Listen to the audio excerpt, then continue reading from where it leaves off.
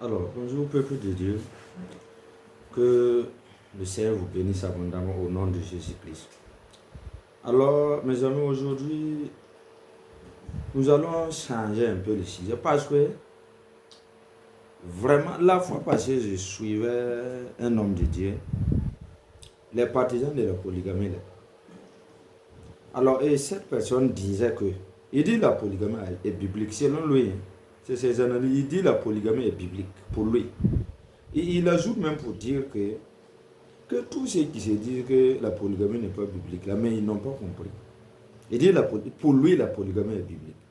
Et bon, là, c'est ses pensées, là, c'est pas mon problème. Maintenant, ce qui m'a tiqué et ce qui m'a motivé à faire maintenant cette vidéo-là, c'est qu'il s'est s'appuyer sur Matthieu 25 en disant que tous ceux-là qui se disent que la polygamie n'est pas biblique, là, que non, ils n'ont rien compris. Que voilà, Jésus, quand Jésus disait que le royaume de Dieu sera semblable, il a pris l'exemple d'une famille polygame. Et c'est là que j'ai tombé à la renverse. J'ai dit, voilà quelqu'un qui n'a pas compris. Attendez, les gens là parcourent la Bible, mais ils ne lisent pas la Bible. Lisez la Bible au lieu de parcourir la Bible. Et quand nous lisons Matthieu 25, verset 1, qu'est-ce qu'il dit? Il dit, alors le royaume des cieux sera semblable à 10 vierges qui, ayant pris les lampes, allèrent à la rencontre de l'époux. Alors mon frère, tu n'as pas compris. Quand Jésus a pris l'exemple là, il faudra faire ce qu'on appelle l'analyse historico-critique. Qu'est-ce que cela veut dire? Ça veut dire la parabole, là, il faut aller dans le contexte. Hein? Dans le contexte et voir historiquement qu'est-ce que Jésus voulait dire. Et à son temps, j'allais dire, le peuple que Jésus s'adressait là, comment leur mariage était fait. Mais bon, quand tu dis que Jésus s'est appuyé sur ça pour dire, et toi tu penses que non, que la polygamie, il a pris l'exemple d'une famille polygame, non. Mais il faut parcourir, il faut chercher d'autres versions, là tu vas te clarifier. Voilà les versions qui disent. L'autre version dit le royaume de cieux sera semblable à 10 vierges qui, ayant pris les lampes, allèrent à la rencontre du marié. Je crois que là même c'est clair. Il dit du marié. Donc tu penses que quand on dit du marié, c'est 10 vierges, là c'est leur mari, quoi. Non. Et d'autres versions continuent pour nous clarifier. Il dit, alors le royaume des cieux sera semblable à 10 vierges qui, ayant pris les lampes, allèrent à la rencontre d'un nouveau couple.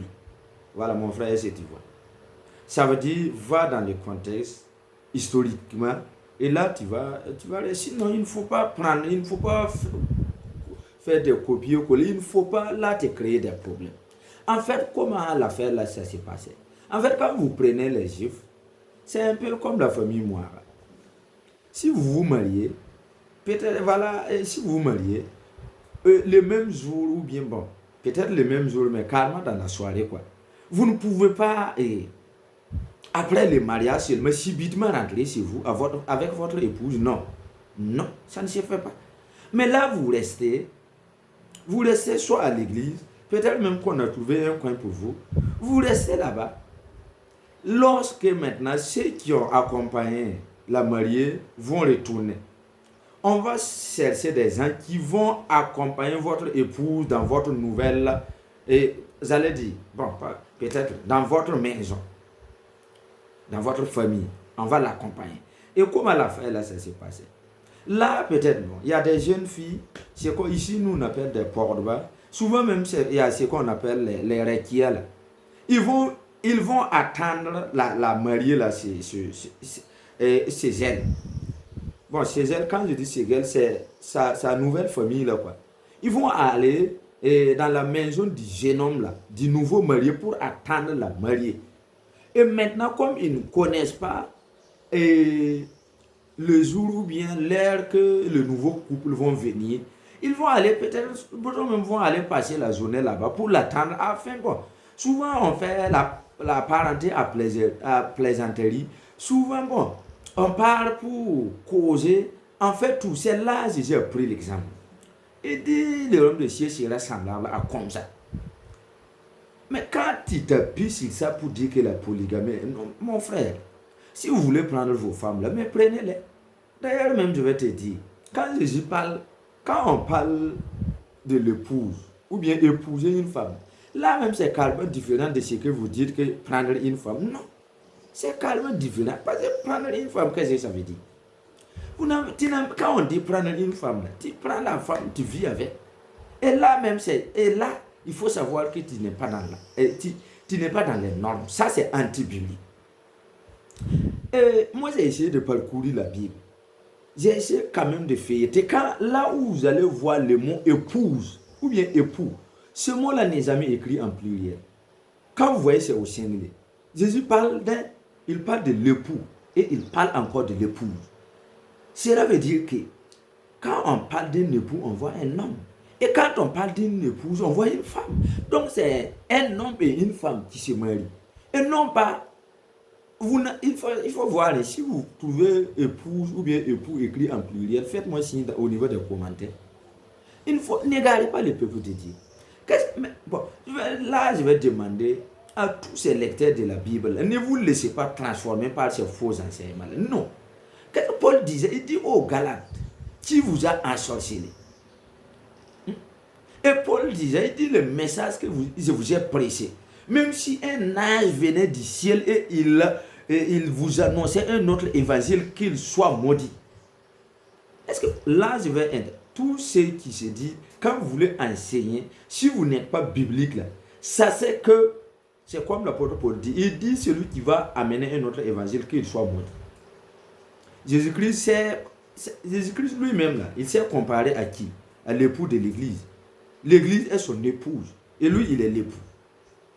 Et il faut savoir, ce que nous vivons sur la terre ici, ce n'est rien, c'est une image. C'est une illustration de ce que Christ, de ce que Dieu a instauré. Donc, quand nous vivons ici avec époux, épouse, en fait, ça, c'est un autre enseignement. Époux, époux, la vie époux, épouse, là, il faudra que ça soit dans les normes. Est-ce que vous voyez? Donc, c'est pour dire, mon frère, il ne faut pas égarer le peuple de Dieu. La polygamie est carrément diabolique et satanique. Si tu veux, il faut aller là où tu veux. La polygamie n'est pas biblique. Quand vous voyez, même quand le peuple d'Israël s'est lancé dans l'infidélité spirituelle, qu'est-ce que Dieu dit à Osée? Il dit à Osée, va et prends une femme prostituée. Il dit, prends. Il n'a même pas dit épouse, parce que là, il y a un problème. Il dit, prends. Quand on prend, vous n'êtes même pas obligé d'être dans la même vision. D'être spirituellement être dans un point d'accord. Donc la Bible dit, va et prends. Là, est-ce que tu vois, quand on dit épouse, là, ça part dans une autre dimension. Donc, c'est pour dire, quand la Bible parle époux, épouse, ça dépasse même les dimensions physiques que nous voyons. Ça va au-delà de ça. Ça veut dire qu'il y a une dimension spirituelle, une dimension idéologique qui est là. Donc, quand vous prenez, vous dites que la polygamie est biblique, vous n'avez pas compris l'idée même de ce que Christ même enseigne. Vous n'avez pas compris. Ne vous laissez pas induire par vos propres désirs. Quand vous voulez, attendez, si vous voulez vos femmes, là, ne dites pas, il ne faut pas amener Dieu à agréer ce que vous faites. Non. Ce que vous faites est anti-biblique. Dieu, c'est pas quelqu'un a dit, il dit c'est pas parce que vous avez oublié votre péché que Dieu l'a pardonné. Non. La polygamie, je dis et je le répète, n'est pas biblique. Dieu dit à Osée, il dit va et prends une femme prostituée. Quand le peuple a commencé à murmurer que voilà le prophète, lui-même qui se dit, parler de la part de Dieu, lui-même qui se dit prophète, qui a pris une femme prostituée. Là, Osée dit, c'est ce que vous avez fait vis-à-vis aux yeux de l'Éternel. Ça veut dire que vous avez laissé l'Éternel et vous êtes dans l'infidélité. Donc, soyez bénis, que le Seigneur vous bénisse. Ne vous laissez pas transformer par ces enseignements. Que Dieu vous bénisse.